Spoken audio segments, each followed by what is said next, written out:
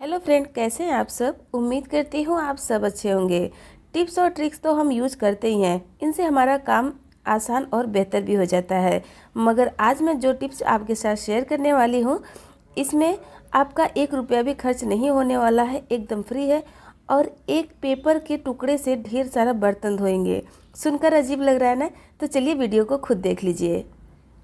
यहाँ पर मैंने दूध लिया है। जब भी हम बच्चों को दूध इस तरीके से ग्लास में निकाल कर दे देते हैं तो दूध कभी बहुत ज़्यादा गर्म रहता है, तो हमें इसे ठंडा करने के लिए बड़े बर्तन में डालना पड़ता है और पंखे के नीचे रखना पड़ता है।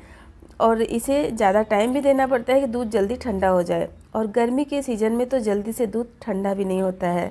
तो सुबह की जल्दीबाजी में अगर दूध को ठंडा करना है तो आप क्या करें कि इस तरीके का एक चाकू ले लें जिसमें प्लास्टिक का ये हैंडल लगा हो। अगर आपके पास प्लास्टिक का हैंडल लगा हुआ स्पून है तो आप उसका भी यूज़ कर सकती हैं। बस इस तरीके से चाकू को ग्लास में डाल दें।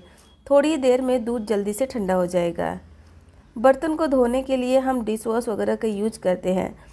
कभी कभी हम कहीं बाहर चले जाते हैं और घर में कोई जेंट्स है जो खुद अपना काम कर रहा है, मतलब खाना बना रहा है, बर्तन धो रहा है, तो उस टाइम पर उन्हें अंदाज़ा नहीं रहता है कितना डिश वॉश का यूज करें।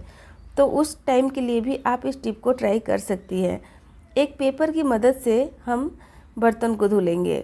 तो उसके लिए हमें इस तरीके का एक पेपर ले लेना है। मैं यहाँ पर प्लेन पेपर ली हूँ, आप चाहे तो कोई भी प्रिंट वाला पेपर भी ले सकती हैं या फिर न्यूज़पेपर का भी यूज कर सकती हैं। तो अब हम क्या करेंगे कि पेपर को इस तरीके से फैला लेंगे। उसके बाद हमें लेना है डिश वॉश। तो यहाँ पर जो जेल वाला डिश वॉश रहता है, लिक्विड वाला, वही हमें लेना है। और डिश वॉश को इस तरीके से पेपर के ऊपर डाल देना है, ऐसे बस रफली हमें डाल देना है। और ये हमने इसको ऐसे डाल दिया है। अब इसे हमें अच्छे से फैलाना है। तो उसके लिए आप क्या करें, एक बॉटल का ढक्कन ले लें और ढक्कन को इस तरीके से रख कर इसके ऊपर ऐसे रब करें। ये जो डिश वॉश है वो पेपर के ऊपर बहुत अच्छे से स्प्रेड हो जाएगा, एकदम इक्वल हो जाएगा। फ्रेंड, वीडियो यूजफुल लगेगा तो लाइक करिएगा। चैनल पर पहली बार आए हैं तो सब्सक्राइब कर लीजिएगा ऐसे ही यूजफुल टिप देखने के लिए। और मुझे कमेंट करके ज़रूर बताइएगा कि इसमें से कौन सा टिप्स आपको ज़्यादा अच्छा लगा।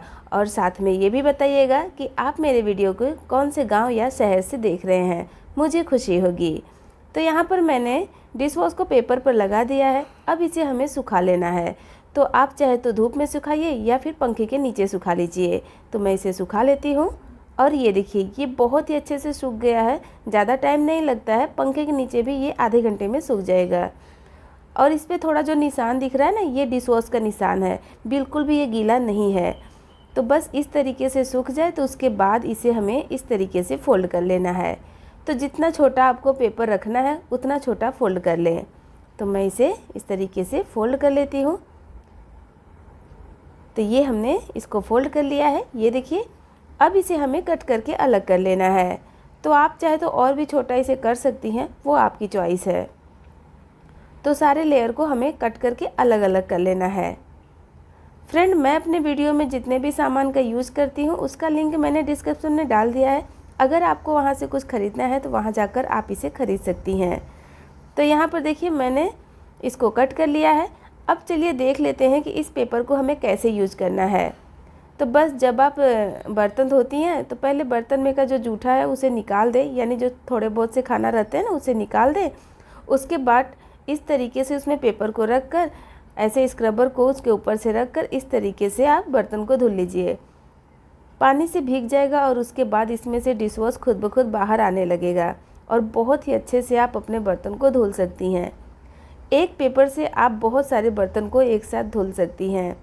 तो इससे ये रहेगा कि अगर जिसको अंदाज़ा नहीं है, ज़्यादा डिश वॉश का यूज़ कर लेती हैं, तो उनके लिए ये बहुत ही बेस्ट है। बस एक पेपर लीजिए और स्क्रबर के साथ बर्तन को साफ़ कर लीजिए, ज़्यादा टाइम भी नहीं लगेगा।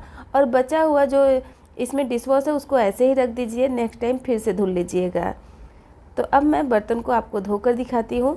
बहुत ही अच्छे से साफ़ हो जाता है फ्रेंड। और इससे आपका जो डिश वॉश है वो बहुत सारा बच भी जाएगा, यानी ज़्यादा डिश वॉश भी नहीं लगता है इसमें। ये तरीका उनके लिए एकदम बेस्ट है जो अकेले रहते हैं और उनको अंदाज़ा नहीं रहता है कि कितना डिश वॉश यूज करें। तो उसके लिए आप इस तरीके से पेपर पर बनाकर सुखा कर रख लीजिए। उसके बाद जब भी बर्तन धोना हो एक पेपर निकाल कर सारे बर्तन को धो लीजिए।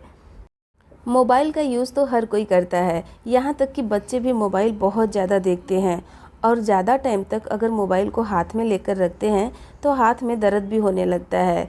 तो अगर आपके पास मोबाइल स्टैंड नहीं है और आप मोबाइल को ज़्यादा यूज करती हैं या फिर आप मोबाइल में कुछ देखकर कुकिंग कर रही हैं, जैसे कोई रेसिपी बना रही हैं और किचन में मोबाइल को रखने का प्रॉब्लम है, तो उस टाइम पर आप इसे ट्राई कर सकती हैं। तो उसके लिए आपको लेना है सेलो टेप। सेलो टेप का जो रिंग रहता है बस पूरा ऐसे ही ले लें और सेलो टेप को रख कर उसमें मोबाइल को डाल दें। फिर आप इस तरीके से मोबाइल को यूज कर सकती हैं। बहुत ही सिंपल सा तरीका है मगर एकदम काम का है। अगर आप मोबाइल स्टैंड खरीदेंगी तो बहुत ज़्यादा पैसा खर्च करना पड़ेगा, मगर ये जुगाड़ एकदम फ्री का है। और ख़ास बात यह है कि इसमें किसी भी टेक का भी ज़रूरत नहीं है पीछे से। कद्दूकस, कैंची या फिर चाकू हो, इन सारे टूल को हम अपने किचन में रोज़ यूज करते हैं, मगर ये नया रहते हैं तो एकदम परफेक्ट चलते हैं। मगर जब पुराना हो जाता है यूज करते करते इसका जो धार है वो कम हो जाता है, जिसकी वजह से किसी भी चीज़ को हम जब काटते हैं इसके थ्रू तो वो अच्छे से नहीं कटता है या फिर अच्छे से ग्रेट नहीं होता है। तो इसके धार को तेज़ करने के लिए आप इस तरीके से स्टील का स्क्रबर ले लें। आपको ध्यान होगा फ्रेंड कि जब हम स्टील का स्क्रबर नया नया यूज़ करते हैं तो वो एकदम सॉफ्ट रहता है, मगर जब ये पुराना हो जाता है तो ये हार्ड भी हो जाता है, हाथ में चुभने भी लगता है, प्लस इसमें से छोटे छोटे कण टूट कर बाहर निकलने लगते हैं। जो हमारे सिंक एरिया का जो पाइप रहता है वो बंद हो जाता है इससे। तो जब इस तरीके से टूटने लगे, आप इसे फेंकने वाली हो, तो उसी स्क्रबर का आप यूज करें। बस स्क्रबर से इस तरीके से कद्दूकस को ऐसे रब करना है। ध्यान रखिएगा जैसे हम गाजर को कद्दूकस करते हैं ठीक उसके अपोजिट हमें इसे करना है, नीचे से ऊपर की साइड, ऊपर से नीचे की साइड नहीं। तो इस तरीके से अगर आप इस पर करेंगी ना तो इसका जो धार है वो पहले से तेज हो जाएगा। और इसी तरीके से आप चाकू और कैंची का धार भी तेज कर सकती हैं। तो देखिए ये तो हो गया, अब चलिए चाकू को भी कर लेते हैं। तो चाकू में बस इसे ऐसे रखना है, उसके बाद ऐसे रब करना है इसके धार को, और उसके बाद आप देखेंगे कि ये पहले से तेज हो गया है। और इसी तरीके से आप कैंची का भी कर सकती हैं। तो कैंची में ऐसे करना है जैसे हम नॉर्मली कैंची को चलाते हैं कपड़े काटने के लिए, बस वैसे ही कैंची को हमें इसको चलाना है इसके ऊपर इस तरीके से। जब ऐसे करेंगी तो इसका धार भी तेज हो जाएगा और स्क्रबर का यूज भी हो जाएगा। मतलब पहले इससे हमने बर्तन भी धो लिया और जब इसे हमें फेंकने का हुआ तो एक बार इस तरीके से यूज करके फेंके, यानी इस बेकार चीज़ का यूज भी हो जाएगा और हमारा जो ये टूल है ये भी पहले से अच्छा हो जाएगा। तो यूज करने से पहले आप इसे अच्छे से धो लीजिएगा, क्योंकि छोटे बहुत कण इसके अंदर रह जाते हैं स्टील स्क्रबर के। तो फ्रेंड उम्मीद करती हूँ आज का वीडियो आपको यूजफुल लगा होगा। वीडियो पसंद आया है तो लाइक करिएगा, चैनल को सब्सक्राइब करना मत भूलिएगा और दोस्तों के साथ ज़्यादा से ज़्यादा शेयर करिएगा ताकि उनको भी इसका पूरा लाभ मिले।